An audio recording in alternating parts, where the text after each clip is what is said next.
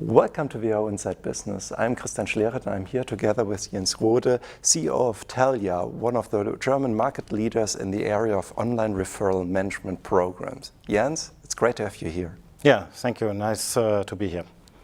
For the start, could you kindly explain what online referral management programs are and what are their advantages, especially compared to traditional online marketing channels such as search engine marketing, affiliate marketing, or display marketing? Okay. Online referral marketing is a very personalized solution to gain new customers for your company. So to explain it in the easiest way, it's when you have a neighbor and you convince him to subscribe a newspaper, then you most likely get for gaining a new customer for this newspaper an award. And this process we can build up in the internet online without any media breach, and that is our USP.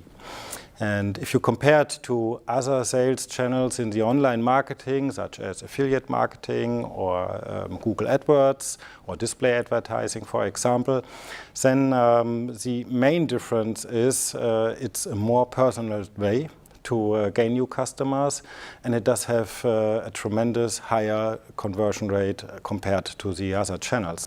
I'll give you an example how it works. Online referral marketing works with a conversion rate of 37%, meaning out of 100 recommendations, we generate 37 new customers for our clients. If you compare that to affiliate marketing, for example, affiliate marketing does have a conversion rate of 1 to 2%, or if you compare it with Google AdWords, they have conversion rates of, depending on what source you read, but of 0.x to 1%.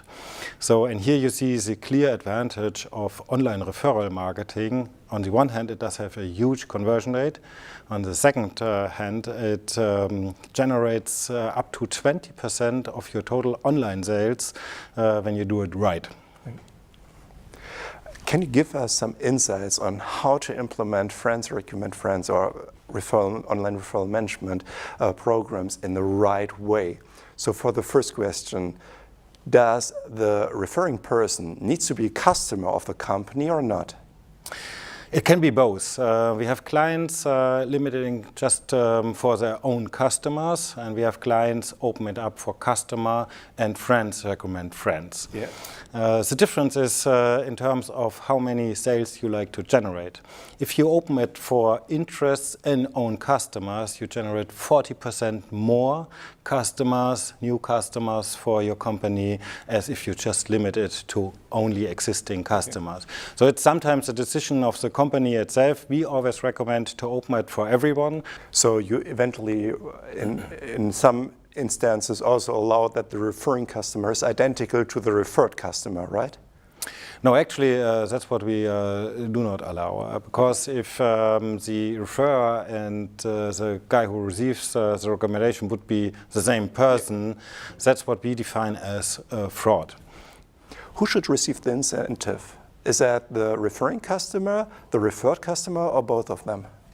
Actually, we leave it open to all three options. So the referrer always has the freedom to select in our widget process to say, I take the award on my own, I like to share it 50-50, or I like to hand it over to my friend.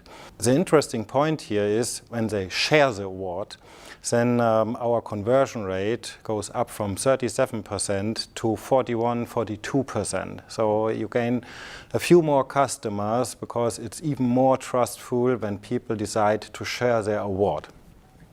What kind of incentive works better, money or gifts? The best incentive you can have is money. I will explain why it is that case. We have tested nearly everything. In A/B testings, meaning we have tested money, we have tested vouchers, and as well we have tested gifts. So in former portfolios we had knife blocks, solar radios, and things like that. But when it comes to conversion rates, money works best. The reasoning behind is with money, you can fulfill nearly every wish. Yeah? As an example, if you have a gift, like for example a coffee machine, yeah, latest at the third successful recommendation you are doing, yeah, you have a storage problem.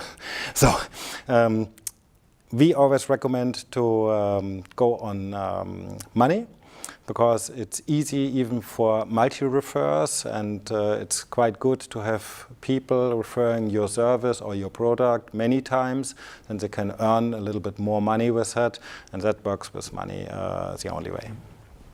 And how do you initiate and motivate referrals among customers? How do you do that?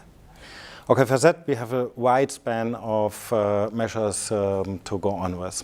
So for our clients, we analyze their website. The first step is how to implement our service. And there we have a lot of benchmarks due to the fact that we have quite long experience.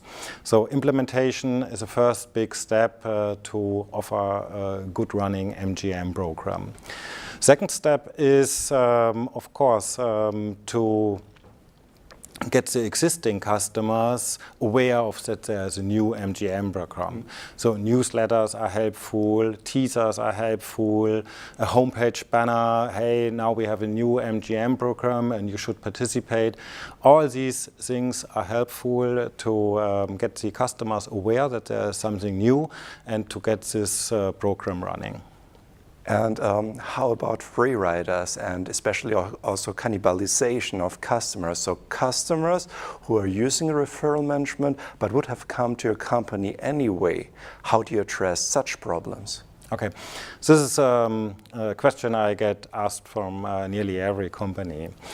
But due to the fact that we are in the digital business, there are a lot of technical measures right now implemented in all the websites, which really can see from which channel customers are coming. So if you have a tracking switch implemented, yeah, so all kind of affiliate channeled customers will not see the MGM program at all. So here you do not have a problem at all. If it comes to real free riders, Tellja does have a huge fraud protection system implemented in our service. So we exactly measure this free rider issue, and as everything is extremely transparent in the internet, because everything does have facts and figures, we can frankly say, okay, we have a 2% free rider quota, and we measure that for all of our customers, and this is really nothing compared to fraud in terms when it comes to affiliate business. Here we talk about up to 18% fraud quota. So whenever it comes to internet business, you somehow will figure out that there are people trying to use the service in a certain way. But this is always the case. So we are going with that quite open to our customers and say, okay, this is the case, and this helps us very much to be a transparent and trustful company. Jens, it was a pleasure talking with you. Thank you for coming. It was my pleasure. Thank you very much. Welcome.